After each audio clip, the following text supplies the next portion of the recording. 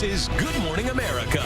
This is Nightline. You're watching WISN 12. The abduction of Elizabeth Smart. The search for 14-year-old Elizabeth Smart has now gone nationwide. She was kidnapped from her bedroom in Salt Lake City. Police say the first 48 hours in a missing persons case are the most crucial. Elizabeth Smart. Elizabeth Smart. What happened to Elizabeth Smart?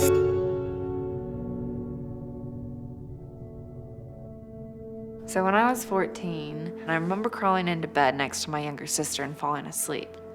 The next thing I remember hearing was a man's voice saying, "I have a knife at your neck, don't make a sound, get up and come with me." I remember getting up and doing exactly as he said because I didn't know if he'd been through my house already. I didn't know if he'd killed the rest of my family. The one thing I did know, though, was that my younger sister was still in bed next to me, alive. He led me up behind my house, up into the mountains. I was brought into this campsite. It was very well stocked, very well hidden, and it was this man who had kidnapped me, and his wife was waiting for us there. The woman took me into the tent where she forced me to change the clothes I had on, and then she got up and left, and the next thing I knew, this man was in there telling me I was his wife and then raping me. Then I remember he was kneeling above me and he had this piece of metal cable and he was wrapping it around my ankle and then crushing these bolts into place so that I couldn't escape. And that was the beginning of what turned into the longest 9 months of my life.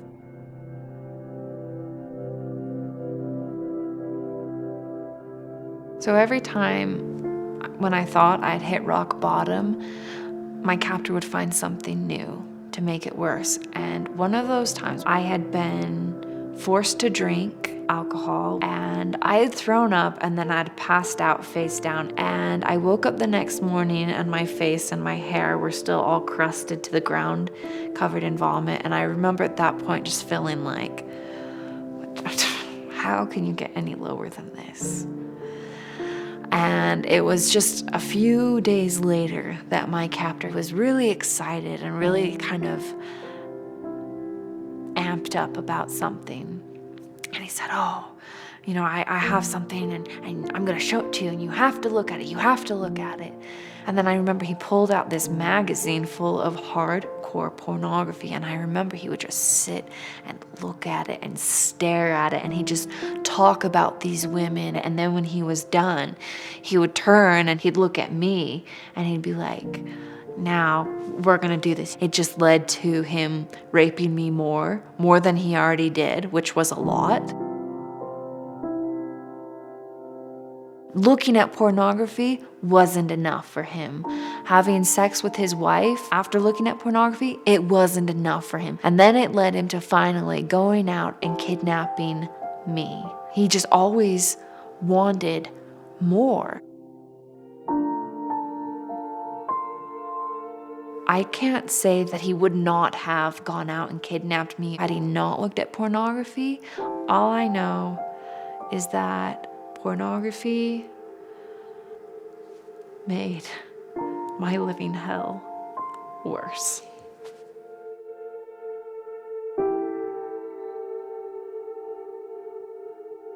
I'm hoping that we're going to find her today. He's a question mark, and we want to put a period on that question mark. He's walking towards town, so he walks north, and he's with two ladies. We're here to announce officially that we have found Elizabeth Smart. Actually, the following morning after I was rescued, my mom gave me a piece of advice that really changed my life forever. And she said to me, "Elizabeth, what these people have done to you is so terrible, and you may never feel like restitution is made, but the best punishment that you could ever give them is to be happy." And that advice has helped make me who I am today.